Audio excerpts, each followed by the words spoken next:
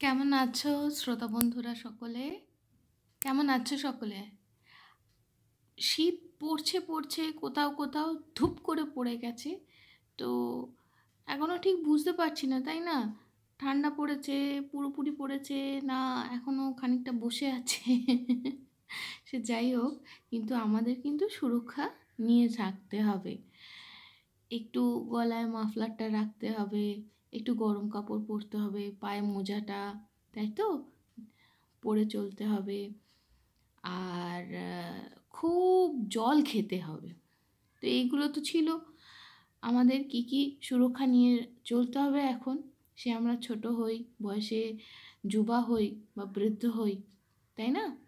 তো আজকে বাংলা ভাষার সেরা রূপকথা, এই বইটা যার সম্পাদনা করেছেন আহমদ মাজহার, বিশ্ব সাহিত্য কেন্দ্র ঢাকা থেকে প্রকাশিত এই বইটি থেকে আমি পড়ব একটা গল্প। এর প্রকাশক হলেন মোহাম্মদ আলাউদ্দিন সরকার। বিশ্ব সাহিত্য কেন্দ্র ঢাকা থেকে প্রকাশিত হয়েছে। ছবি এঁকেছেন, প্রচ্ছদ এঁকেছেন ধ্রুব এস, আর ছবি এঁকেছেন সৈয়দ এনায়েত হোসেন। তো আগে দেখে নিই কোন গল্পটা অ্যাকচুয়ালি আমরা পড়ব।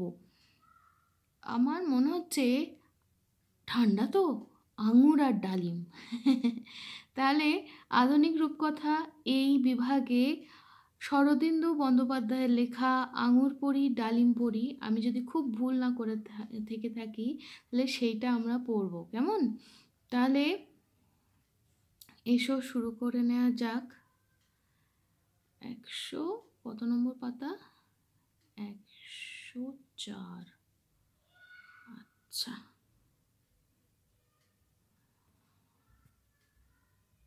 এই তো শরদিন্দু বন্দ্যোপাধ্যায়ের লেখা আঙুর পড়ি ডালিম পড়ি। এক রাজা, প্রকাণ্ড তার রাজ্য, হাতিশালে হাতি, ঘোড়াশালে ঘোড়া, ভাণ্ডারে সোনা দানা হীরা মুক্তার ছড়াছড়ি। রাজার প্রতাপে রাজ্য গমগম। রাজ্যটি কিন্তু রাজার নিজের নয়, অপর এক রাজাকে যুদ্ধে হারিয়ে তার রাজ্য কেড়ে নিয়েছেন পুরনো রাজা রানীকে কেটে তাদের রাজ্য নিষ্কণ্টক ভোগ করছেন। চাঁপার কলির মতো পুরানো রাজার দুটি কচি মেয়ে ছিল। নতুন রাজা এক ডাইনি বুড়ির হাতে তাদের দিয়ে বলেছিলেন, বনের মধ্যে এদের পুঁতে রেখে আয়। রাজ্যের সীমানায় মায়াবন। ডাইনি বুড়ি চাঁপার কলির মতো মেয়ে দুটিকে নিয়ে সেই যে মায়াবনে ঢুকেছিল, আর ফিরে আসেনি। তারপর অনেক বছর কেটে গেছে। পুরনো রাজা রানী আর রাজকন্যাদের কথা কারো মনে নেই। নতুন রাজা রাজত্ব করেন। তার দুই ছেলে বড় হয়ে উঠেছেন। তাদের নাম বড় কুমার আর ছোট কুমার। সোনার কার্তিকের মতো তাদের চেহারা, ফুলের মতো তাদের মন। রাজা রানী তাদের দেখেন আর চোখ জুড়িয়ে যায়।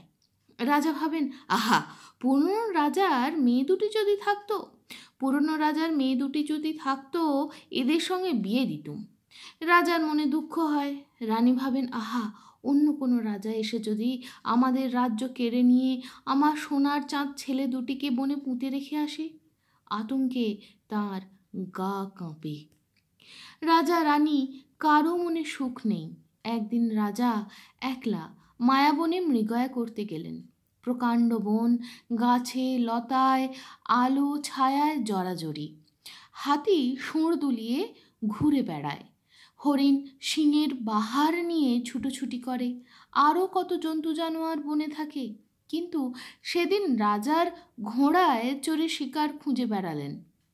মায়াবনের হরিণ চোখের সামনে বাতাসে মিলিয়ে গেল। মারতে পারলেন না। মায়াবনের ময়ূর পেখমের ছটায় চোখ ধাঁধিয়ে অন্ধকারে মিশে গেল। রাজা ধরতে পারলেন না। সারাদিন ঘুরে ঘুরে রাজা শেষে এক লতার ঝোপের কাছে গিয়ে ঘোড়া থামালেন। পিপাসায় তার বুক শুকিয়ে গেছে, কিন্তু জল কোথায়? ক্ষুধায় নাড়ি চুইয়ে গেছে, কিন্তু কি খাবেন? রাজার ক্লান্ত হাত থেকে বল্লম খসে পড়ল। ঘোড়া থেকে নেমে রাজা এদিক ওদিক চাইলেন। হঠাৎ তার চোখে পড়ল একটি আঙুরের লতা। একটি ডালিম গাছকে জড়িয়ে জড়িয়ে উঠেছে। আঙুর লতায় এক থলো, আচ্ছা এই শব্দটাও কিন্তু আমার জন্য নতুন। আচ্ছা আমরা গল্পে ফিরে যাই। আঙুর লতায় এক থলো মানে যেটুকুনি বুঝতে পারছি এক থোকা। তো আঙুর লতায় এক থলো পাকা আঙুর ঝুলছে, আর ডালিম ফলে আছে একটা। রাজা যেন হাতে স্বর্গ পেলেন। লতা থেকে আঙুর পেড়ে খেয়ে ফেললেন। তৃষ্ণা নিবারণ হলো, ক্ষুধাও মিটল। তারপর ডালিম ফলটি পেড়ে আবার ঘোড়ায় চড়ে রাজা রাজপুরীতে ফিরে চললেন। সন্ধেবেলা রাজা পুরীতে ফিরে গেলেন। রাজার হাতে মায়াবনের রাঙা টুকটুকে ডালিম দেখে রানী বলেন, ও মা, অত সুন্দর ডালিম কোথায় পেলে? রাজা বলেন, তোমার জন্যে বন থেকে এনেছি। রানী ভারী খুশি হয়ে ডালিমটি ভেঙে খেলেন। দিন কাটতে লাগলো। ক্রমে রাজার শরীর খারাপ, রানীর শরীরে বল নেই। কবিরাজ এলেন, কিন্তু রাজা রানীর কী রোগ হয়েছে কেউ বলতে পারেন না। রাজা ও রানী রাত্রিবেলা অকাতরে ঘুমন, কিন্তু দিনের বেলা তাদের শরীরে স্বস্তি নেই। কি যেন তাদের শরীরের মধ্যে বসে গুমড়ে গুমড়ে কেঁদে বলে, মুক্তি দাও, কেন আমাদের বন থেকে ধরে নিয়ে এলে? রাজা রানীর আহার নেই। দিন দিন তারা শুকিয়ে যেতে লাগলেন। রাজ্যময় সবার দুশ্চিন্তা। রাজা রানী বুঝি আর বলেন, মনে নেই পরের রাজ্য কেড়ে নিয়ে পরের মেয়ে দুটিকে বনে পুঁততে পাঠিয়েছিলে, সেই পাপে আমাদের এই দশা। কিন্তু আমরা মরি সে ভালো, আমাদের ছেলেরা যেন সুখে থাকে। ক্রমে রাজা রানীর অবস্থা যায়, বিছানা ছেড়ে উঠতে পারে না। তাই দেখে রাজকুমারদের চোখ দিয়ে জল পড়তে লাগলো। ছোট কুমার বললেন, দাদা, মা বাবা তো চললেন, এসো দুজনে বাপ মায়ের সেবা করি। বড় কুমার বললেন, হ্যাঁ ভাই, এসো তাই করি। প্রাণ দিয়েও যদি বাবা মাকে বাঁচাতে পারি তাও করব। দুই কুমার প্রাণপণে রাজা রানীর সেবা করেন। রাত্রে রাজা রানী পালঙ্কে শুয়ে ঘুমন, দুই ভাই জেগে পাহারা দেন। ক্রমে রাত্রি গভীর হয়, রাজপুরী নিশুতি হয়ে আসে। রাজকুমারদের চোখের পাতা ঘুমে জড়িয়ে আসে। তারা পালঙ্কের সিথানে মাথা রেখে ঘুমিয়ে পড়েন। এমনিভাবে রাত কাটে। দুপুর রাত্রে রাজার ঘরে কি ঘটে কেউ জানতে পারে না। হঠাৎ একদিন নিঝুম রাত্রে রাজকুমারদের ঘুম ভেঙে গেল। তারা চোখ মেলে দেখেন ঘুমন্ত রাজার নাক থেকে বেরিয়ে এলো সবুজ রঙের একটি ছোট্ট পরী, আর রানীর নাক থেকে বেরিয়ে এলো ডালিম ফুলের মতো রাঙা এক রত্তি একটি পরী। রাজপুত্রেরা মিটিমিটি চেয়ে দেখলেন ছোট্ট পরী দুটি মেঝে নেমে খেলা করতে লাগলো, হাত ধরাধরি করে মনের আনন্দে নাচতে লাগলো। দুই রাজকুমার তখন চুপি চুপি উঠে পরীদের ধরে ফেললেন। তারা আর পালাতে পারল না। বড় রাজকুমার বললেন, তোমরা কে?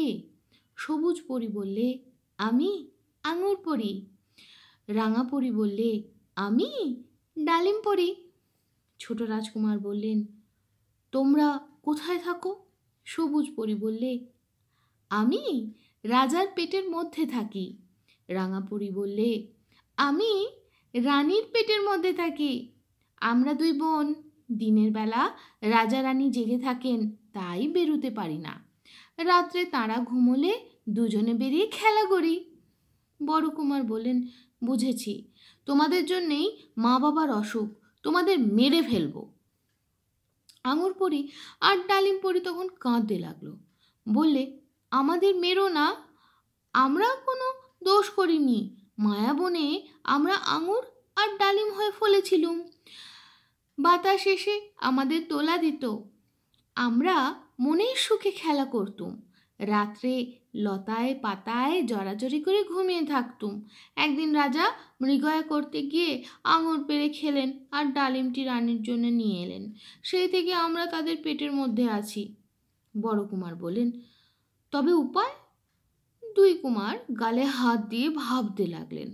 তারপর ছোট কুমার বললেন, চলো দাদা, ওদের চুপি চুপি মায়াবনে রেখে আসি। বড় কুমার বললেন, সেই ভালো। দুই রাজপুত্র তখনই ঘোড়ায় চড়ে বেরোলেন। বড় কুমার আঙুর পরীকে নিজের পাগড়ির মধ্যে বেঁধে নিলেন। ছোট কুমার ডালিম পরীকে কোমরবন্ধে লুকিয়ে নিলেন। মায়াবন অনেক দূর। যেতে যেতে সকাল হয়ে গেল। সকালবেলা ঘুম ভেঙে উঠে রাজারানী দেখেন রাজকুমারেরা নেই। ঘোড়ায় চড়ে মায়াবনে চলে গেছেন। তারা ভাবলেন কুমারেরা তাদের তাদের পাপের কথা জানতে পেরেছেন, তাই রাজ্য ছেড়ে চলে গেছেন। রাজা বুক চাপড়াতে লাগলেন। রানী কপালে কঙ্কন মারলেন। কঙ্কন মানে হাতের বালা। রাজ্যে কারো প্রাণী সুখ রইল না। রাজকুমারদের সকলেই ভালোবাসতেন। দুঃখে শোকে সকলে হায় হায় করতে লাগলেন। এদিকে দুই রাজপুত্র মায়াবনে গিয়ে পৌঁছলেন। কিন্তু কোথায় ডালিম গাছ, কোথায় আঙুরলতা? খুঁজতে খুঁজতে তারা সেই জায়গায় গেলেন। দেখলেন ডালিম গাছ আঙুরলতা কিছুই নেই। বনের হাতি আঙুরলতা উপড়ে ফেলে দিয়েছে। বনের সজারু ডালিম গাছের শিকড় খেয়ে গেছে। চারিদিক শূন্য, কেউ কোথাও নেই। একটা ফড়িং কি ভোমরা পর্যন্ত নেই। কাকে জিজ্ঞাসা করেন? এদিকে ওদিকে চাইতে চাইতে ছোট কুমার দেখলেন তুঁত গাছের ডালে রেশমের একটি গুটি ঝুলছে। তিনি গুটির কাছে গিয়ে বললেন, গুটি পোকা, বলতে পারো আঙুরলতা কোথায়, ডালিম গাছ কোথায়? গুটির ভেতর থেকে পোকা বললে, আঙুরলতা নেই, ডালিম গাছ নেই, হাতিতে ছিঁড়ে নিয়ে গেছে, সজারু গোড়া খেয়ে গেছে। বড় কুমার বললেন, তবে উপায়? আঙুর পরি ডালিম পরীকে তাহলে রাখি কোথায়? রাজকুমারদের ভারী ভাবনা হলো। কোথায় রাখেন পরীদের? বনে ছেড়ে দিলে হয়তো ইঁদুরে বাঁদরে তাড়া করবে, নয়তো চিলে ছোঁ মেরে নিয়ে যাবে। তখন কি হবে? রাজকুমারদের বড় দয়া হলো। আহা, ছোট্ট পরী দুটিকে কি করে বনে ফেলে যাবেন? তারা ভাবতে লাগলেন। তখন গুটি পোকা বললে, রাজকুমার, আমি তোমাদের চিনি, পরীদেরও চিনি। তখন গুটি পোকা বললে, রাজকুমার, আমি তোমাদের চিনি, পরীদেরও চিনি। আমারই পাপে ওরা একরত্তি পরী হয়ে বনে লুকিয়েছিল। তোমরা ওদের উদ্ধার করো। রাজকুমারেরা অবাক হয়ে বললেন, তুমি কে? গুটি পোকা বললে, আমি ডাইনি বুড়ি। তোমাদের বাবার হুকুমে আমি পুরনো রাজার দুই মেয়েকে এনে মাটিতে পুঁতেছিলুম। তাই আমি গুটি পোকা হয়ে নিজের জালে জড়িয়ে বন্ধ হয়ে আছি। আর যাদের মাটিতে পুঁতেছিলুম তারা আঙুর আর ডালিম গাছের ফল হয়েছিল। তোমরা ওদের উদ্ধার করো। দুই কুমার বললেন, কি করে উদ্ধার করব? গুটি পোকা বললে, রক্ত দিয়ে, বুকের রক্ত দিয়ে। রাজার পাপের প্রায়শ্চিত্ত করো, তবেই রাজকন্যারা উদ্ধার পাবে। বড় কুমার কোমর থেকে তলোয়ার বার করে নিয়ে বুকে মারলেন। এক ঝলক রক্ত মাটিতে পড়ল। অমনি দেখতে দেখতে আঙুর পরী পরমা সুন্দরী রাজকন্যা হয়ে সামনে দাঁড়ালো। ছোট কুমার কোমর থেকে তলোয়ার নিয়ে নিজের বুকে মারলেন। এক ঝলক রক্ত মাটিতে পড়ল। অমনি ডালিম পরী রাঙা টুকটুকে রাজকুমারী হয়ে তাঁর পানে চেয়ে হাসতে লাগলো। বড় কুমার বললেন, এ কি আশ্চর্য ব্যাপার! ছোট রাজকুমার বললেন, এত সুন্দর রাজকুমারী তো কখনো দেখিনি। আঙুর কুমারী হাসতে হাসতে নিজের গলা থেকে মুক্তার মালা নিয়ে বড় কুমারের গলায় পরিয়ে দিল। ডালিম কুমারী লজ্জায় রাঙা হয়ে নিজের গলার মালা ছোট কুমারের গলায় দিল। তখন দুই রাজপুত্র দুই রাজকন্যাকে ঘোড়ায় তুলে নিয়ে রাজ্যে ফিরে গেলেন। নিরানন্দ রাজ্য আবার হেসে উঠল। রাজপুরীতে সানাই বাজল। রাজার আর অসুখ রইল না। তিনি ছুটতে ছুটতে এসে ছেলেদের বুকে জড়িয়ে ধরল। রাজকন্যাদের দেখে বললেন, আহা, কি সুন্দর মেয়ে! এরা কারা? কুমারেরা বললেন, ওরা পুরনো রাজার কন্যা, মায়াবন থেকে উদ্ধার করে এনেছি। শুনে আনন্দে রাজার চোখ দিয়ে জল পড়তে লাগলো। রানীমা অন্দরমহল থেকে কাঁদতে কাঁদতে ছুটে এসে ছেলেদের বুকে নিলেন। দুটি ফুলের মতো রাজকন্যাকে দেখে বললেন, এ কাদের এনেছিস বাবা? কুমারেরা হেসে বললেন, তোমার জন্যে দাসী এনেছি। রানী দুই বউকে কোলে নিয়ে চুমু খেলেন। রাজ্যে জয়ডঙ্কা বেজে উঠল। রাজা রানীর বুকে আহ্লাদ ধরে না। দুই রাজকুমার, দুই পরমা সুন্দরী রাজকন্যা নিয়ে আনন্দের দিন কাটাতে লাগলেন। রাজ্যে কারো মনে দুঃখ রইল না। তারপর একদিন রাজ্য দুই ভাগ করে দুই কুমারকে দিয়ে রাজা বানপ্রস্থ অবলম্বন করলেন। রানীকে নিয়ে মায়াবনে কুটির বেঁধে শান্তিতে বাস করতে লাগলেন। ডাইনি বুড়ি গুটি পোকা হয়ে আরও অনেক দিন গাছে ঝুলে রইল। যেদিন তার পাপ ক্ষয় হলো, সেদিন সে গুটি কেটে একটি কালো প্রজাপতি হয়ে উড়ে গেল। বুঝলে তো? তাহলে আজকের গল্প তো এখানেই শেষ হলো। আজকের গল্প থেকে কি জানতে পারলে? আমরা কি শিখলাম?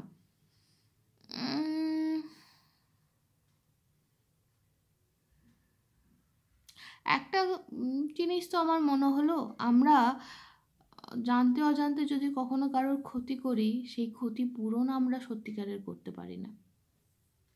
তাই আমাদের অন্তত সজ্ঞানে, যেটা অজ্ঞানে হবে সেটা তো কিছু বলার নেই, না জেনে যেটা হচ্ছে সেটা কিছু করার নেই, কিন্তু যেটা আমাদের সজ্ঞানে যেন আমাদের থেকে, আমাদের দিয়ে যেন কারোর কোনো ক্ষতি না হয়। এবং ক্ষতি না হওয়াটার মানে হলো এই নয় যে আমি সত্যি বললাম তাতে কারোর মনে কষ্ট হলো, সেটা আলাদা না। সৎ পথে থেকে আমি কারোর ক্ষতি করব না, এটাই আমার মনে হলো। তাহলে আজ এই অবধি। সকলে ভালো থেকো, আনন্দে থেকো, টাটা।